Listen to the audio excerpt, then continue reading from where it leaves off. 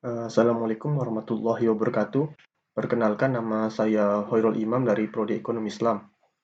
Jadi pada kesempatan kali ini saya akan sedikit mempresentasikan atau menjelaskan perkembangan ekonomi Islam pada masa Al-Ghazali. Sebelum saya lanjut ke materi, saya ingin berterima kasih kepada Pak Imam Taufik karena telah memberi saya amanah untuk mengerjakan tugas ini. Baiklah, langsung saja kita ke pembahasan. Pendahuluan. Profil Al-Ghazali. Nama lengkap Al-Ghazali adalah Abu Hamid bin Muhammad bin Ahmad Al-Ghazali, digelar Hujah al-Islam. Ia lahir di Ghazaleh, di suatu desa dekat Tustus, atau bagian dari kota Khurasan, Iran, pada tahun 450 Hijrah atau 1056 Masehi. Ia dikenal seorang teolog terkemuka, ahli hukum, pemikir, ahli tasawuf dengan julukan sebagai Hujah al-Islam. Al-Ghazali juga belajar kepada sejumlah ulama. Dalam periodisasi, sejarah Al-Ghazali disebutkan berada pada masa periode kedua dalam sejarah pemikiran ekonomi Islam.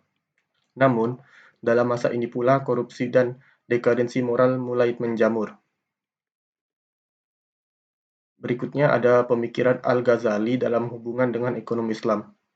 Pemikiran-pemikiran ekonomi Al-Ghazali ini didasarkan pada pendekatan tasawuf, karena pada masa hidupnya orang-orang kaya, berkuasa, dan syarat prestis sulit menerima pendekatan fikih dan filosofis dalam mempercayai yaumul hisab.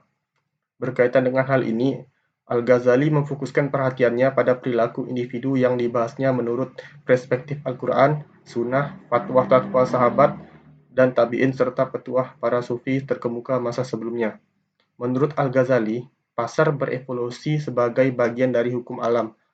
Segala sesuatu yakni sebuah ekspresi berbagai hasrat yang timbul dari diri sendiri untuk saling memuaskan kebutuhan ekonomi.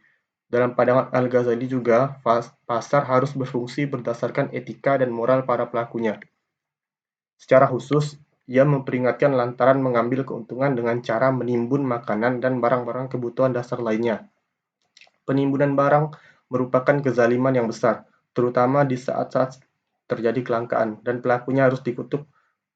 Selain itu, Al-Ghazali bersikap sangat kritis terhadap laba yang berlebihan.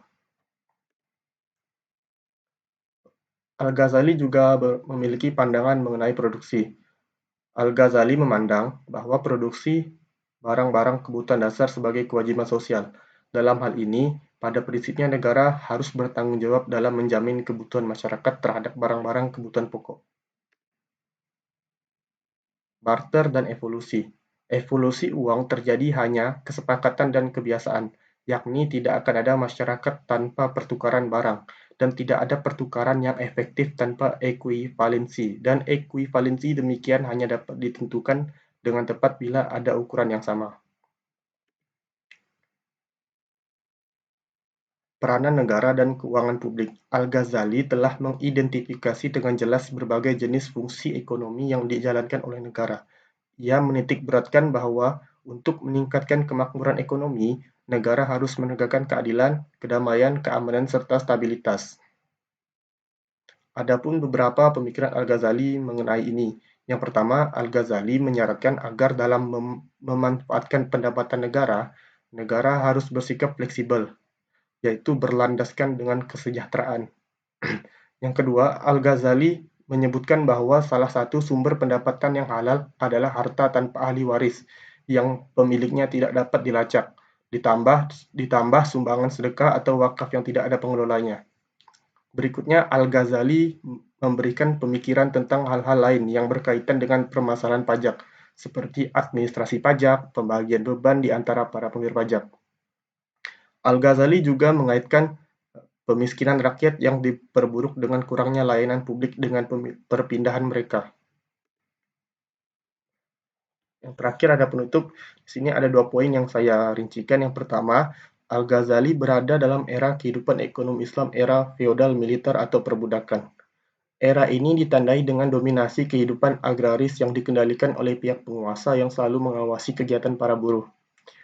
Dalam pada itu, pihak penguasa berusaha mencari legitimasi atas tindakan mereka dengan cara-cara birokratik ataupun meminta bantuan kepada para pemuka agama. untuk memberikan fatwa yang membenarkan tindakan tersebut, serta dengan gempuran kebudayaan di mana pemerintah membangun sarana-sarana pendidikan. Yang kedua, pemikiran-pemikiran ekonomi Al-Ghazali didasarkan pada pendekatan tasawuf, karena masa hidupnya orang-orang kaya, berkuasa, dan syarat prestis sulit menerima pendekatan fikih dan filosofis dalam mempercayai Yaumul Al-Hisab. Berkaitan dengan hal ini, Al-Ghazali memfokuskan perhatiannya pada perilaku individu yang dibahasnya menurut perspektif Al-Quran, Sunnah, fatwa-fatwa sahabat dan tabi'in, serta petuah para sufi terkemuka pada masa sebelumnya. Nah, mungkin itu yang dapat saya sampaikan. Semoga dapat bermanfaat bagi saya dan bagi teman-teman yang melihat video ini. Saya ucapkan terima kasih. Assalamualaikum warahmatullahi wabarakatuh.